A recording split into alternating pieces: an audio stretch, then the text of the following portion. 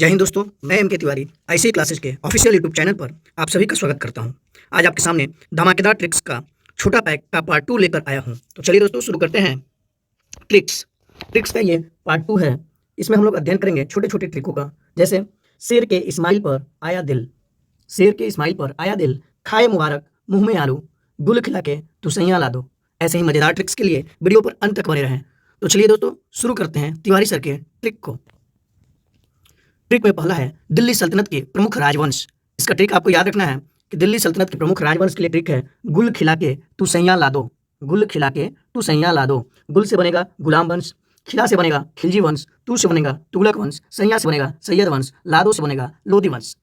अब देख लीजिए, गुलाम वंश 1206 से 1290 ईस्वी, खिलजी वंश 1290 से 1320 ईस्वी, तुगलक वंश 1320 से 1414 ईस्वी, सैयद वंश 1414 से 1451 ईस्वी, लोधी वंश 1451 से 1526 ईस्वी। यहाँ पर 1526 ईस्वी अंतिम में पानीपत का प्रथम युद्ध होता है और यहाँ से खत्म हो जाता है और फिर मुगल काल स्टार्ट हो जाता है। तो जल्दी से इसे स्क्रीनशॉट कर लीजिए, फिर आगे बढ़ते हैं हम लोग। दी सैयद वंश के शासक एवं शासनकाल। तो सैयद वंश के शासक कौन कौन हुए हैं उनके ट्रिक देखते हैं। खाए मुबारक मुंह में आलू, खाए मुबारक मुंह में आलू। खाए से आपका क्या बनेगा खिज्र खां, मुबारक से मुबारक शाह, मुंह से मोहम्मद शाह, आलू से अलाउद्दीन आलम शाह। अब इसका ट्रिक याद रखेंगे, खाए से खिज्र खां। तो खिज्र खां का शासनकाल क्या है 14 से 14 से 14 से 21। मुबारक से मुबारक शाह, इनका शासनकाल क्या है 14 से 21 से 1434। मुंह से याद रखेंगे मोहम्मद शाह 14 से 34 से 1445। आलू से याद रखेंगे अलाउद्दीन आलम शाह 1445 से 1450। तो इसे जल्दी से स्क्रीनशॉट कीजिए, आगे बढ़ते हैं हम लोग। जी अगला ट्रिक है फिरोज तुगलक द्वारा वसूला जाने वाला 4 कर। फिरोज तुगलक द्वारा वसूला जाने वाला 4 कर के ट्रिक है खाज खुजा।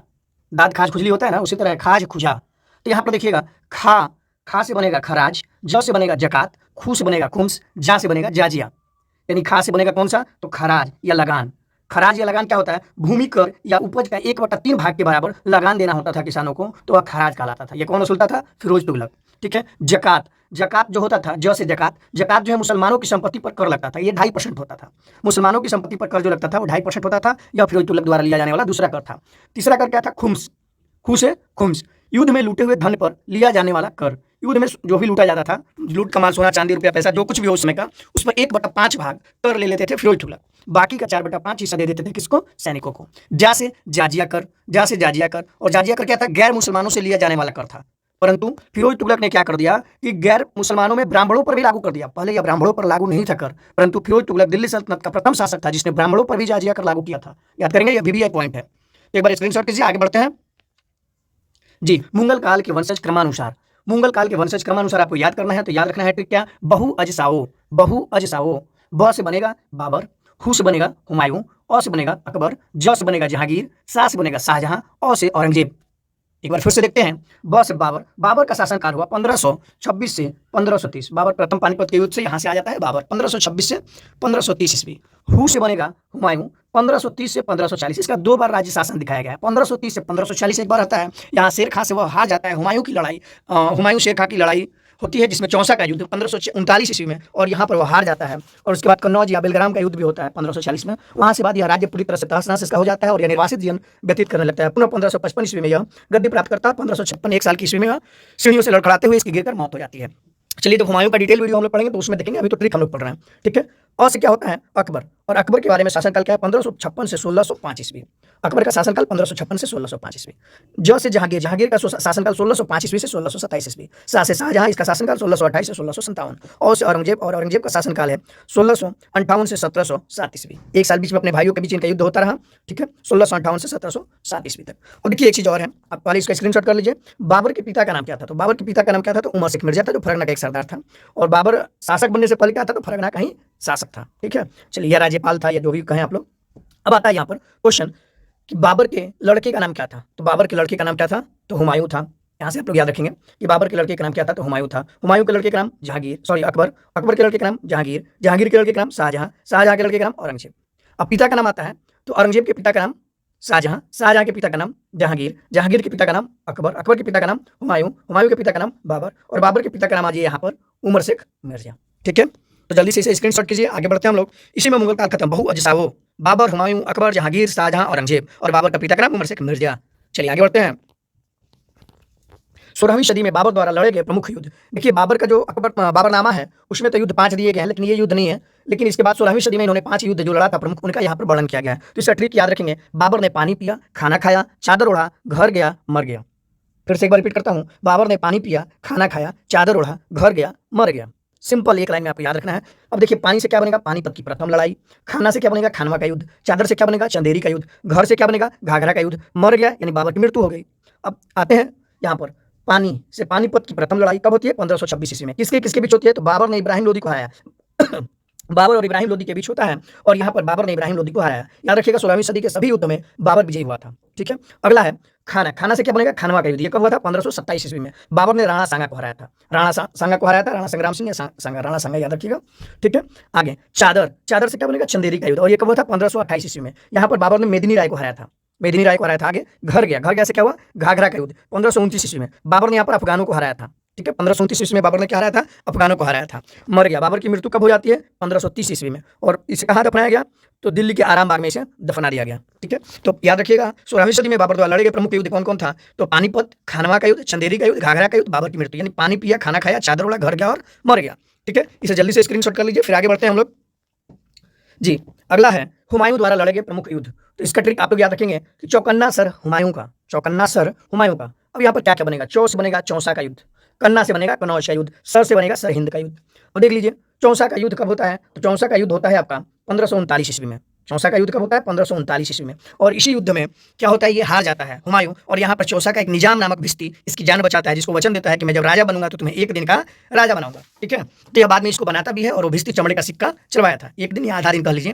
ठीक है, अब यह शेरशाह ने, इस युद्ध में क्या हुआ था कि शेरशाह ने हुमायूं को हराया था। इसके बाद एक बिलग्राम या कन्नौज का युद्ध, जिसको हम लोग बोलते हैं कन्ना, यानी कन्नौज का युद्ध या बिलग्राम का युद्ध, 1540 ईस्वी में होता है। और शेरशाह ने फिर हुमायूं को हराया, और इस युद्ध के बाद हुमायूं क्या हुआ, निर्वासित जीवन व्यतीत करने लगा। राजपाट इसका सब चला गया। बाद में यह सहायता पाकर फिर से अपने युद्ध को, मतलब युद्ध कला में निपुण होता है, फिर से सारे एकत्र करता है सैनिकों को, और फिर से आक्रमण करता है। ठीक है, तो वह आक्रमण कब करता है, तो 1555 ईस्वी में। 1555 ईस्वी में सरहिंद का युद्ध, सरहिंद का युद्ध 1555 ईस्वी में। हुमायूं ने शेरशाह के वंशजों को हराया। देखिए यहाँ पर तो शेरशाह के वंशज में शेरशाह से हार जाता है, पहला जो सूर्य वंश का संस्थापक शेरशाह से हार जाता है। फिर इस्माइल खां आता है, उसके बाद अंतिम जो आता है वंशज आदिल शाह, उन सबको हराता है 55 में। और इसके बाद फिर से यह क्या करता है, मुगल वंश की राज करता है, मुगल वंश पे। चलिए आगे बढ़ते हैं हम लोग, जल्दी से स्क्रीनशॉट कर लीजिए। यानी यहाँ पर हमने पिछले स्लाइड में आपको बताया था कि हुमायूं ने 2 बार राज का संभाला था, एक बार 1530 से 1540 और दूसरा 1555 से 1556। तो यहाँ देखिए 1540 के बाद 1555 में 15 वर्ष तक गायब रहा था वो।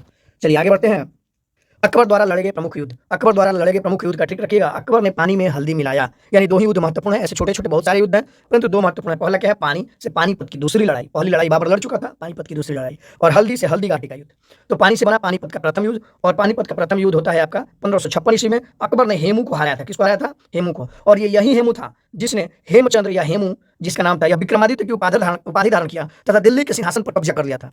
अब यह दिल्ली के सिंहासन पर कब्जा कर लिया था, तो अकबर तुरंत बौखलाए हुए वहां से चलते हैं और इस पर कब्जा करते हैं, यानी कि इसको हराते हैं और फिर से दिल्ली की सत्ता पर काबिज होते हैं। तो क्वेश्चन आता भी है कि मुगल काल के दौरान कौन सा हिंदू शासक था जिसने दिल्ली की गद्दी को हथिया लिया या दिल्ली के सिंहासन पर कब्जा कर लिया था, तो हेमू या हेमचंद्र हिंदू शासक था जिसने अकबर की गद्दी को हटाकर वापस दिल्ली पर बैठ कर गया था। ठीक है, अगला हल्दी घाटी का। देखिए दोनों युद्ध महत्वपूर्ण है, और दोनों जिनसे युद्ध हुआ वो भी महत्वपूर्ण व्यक्ति थे। ठीक है, अगला युद्ध था हल्दी घाटी का युद्ध, हल्दी से हल्दी घाटी का युद्ध। और हल्दी घाटी का युद्ध होता है 1576 ईस्वी में। अकबर ने महाराणा प्रताप को हराया। हराया तो कह देते हैं, परंतु यह हार नहीं होती है महाराणा प्रताप की। क्यों, क्योंकि महाराणा प्रताप हो या उनके पुत्र अमर सिंह हो, इन्होंने जीते जी या मरने तक कह सकते हैं कभी भी अकबर की अधीनता स्वीकार नहीं की। देखिए नोट में लिखा गया कि महाराणा प्रताप एवं उनका पुत्र अमर सिंह कभी भी अकबर की अधीनता स्वीकार नहीं की। यानी ये लोग मर गए, मिट गए, परंतु अकबर की अधीनता स्वीकार नहीं किए। इसलिए आप हल्दी घाटी के युद्ध में भले ही महाराणा प्रताप को हराया अकबर को कहा जाता है, परंतु यह वास्तविक रूप से न हारे थे। चलिए आगे देखते हैं, इसको जल्दी से स्क्रीनशॉट कीजिए। आगे देखते हैं सूर्य साम्राज्य के 3 शासक क्रमानुसार। सूर्य साम्राज्य, यही सूर्य साम्राज्य का ट्रिक इसका देख लीजिए। शेर के इस्माइल पर आया दिल, शेर के इस्माइल पर आया दिल। ठीक है, शेर से क्या बनेगा, शेर से बनेगा शेरशाह सूरी, इस्माइल से बनेगा इस्लाम शाह, और आया दिल से आदिल शाह बनेगा। ठीक है, शेरशाह सूरी ये संस्थापक था किसका, सूर साम्राज्य का। यानी सूर साम्राज्य का शासक कौन था, शेरशाह सूरी। कब किया था, 1540 ईस्वी में। 1545 ईस्वी तक यह रहा। एक युद्ध में, कलिंजर के युद्ध में ही यह बम फोड़ने के दरमियान, जहाँ फूटा था वहीं बगल में ये खड़ा था और फूटा बम, तो ये भी जल गया था। परंतु आदेश दे दिया था क्या कि मैं जब तक जिंदा हूँ, मेरे जीते जी मैं कलिंजर विजय देखना चाहता हूँ। उसके सैनिकों ने लड़ा और कलिंजर विजय किया था। चलिए, शेरशाह का मूल नाम क्या था, तो शेरशाह का मूल नाम फरीद था। शेर को मारने के कारण इसे शेर खां कहा गया। अगला इस्माइल, दूसरा शासक कौन बना, इस्लाम शाह। इस्लाम शाह जो था 1545 से 1553 ईस्वी तक था। इस्लाम शाह का मूल नाम जलाल खां था। जो शेर खां का छोटा बेटा था। देखिए इस्लाम शाह का मूल नाम जलाल खां था, जो शेर खां का छोटा बेटा था। बड़ा आदिल खां था और ये जलाल खां दूसरा था। ठीक है, ये दोनों, इनकी भी अलग कहानी है। छोटा बेटा बन गया था शासक, जलाल खां जल्दी पहुंच गया था वहाँ पर, तो वहाँ पे वंशजों ने क्या किया, वहाँ के सरदारों ने कि जलाल खां को जल्दी से बना दिया। चलिए आगे बढ़ेंगे। तीसरा शासक आदिल शाह। आदिल शाह यह क्या था, मामा था। ठीक है, किसका, फिरोज खां का। फिरोज खां कौन था, तो इस्लाम शाह का बेटा था।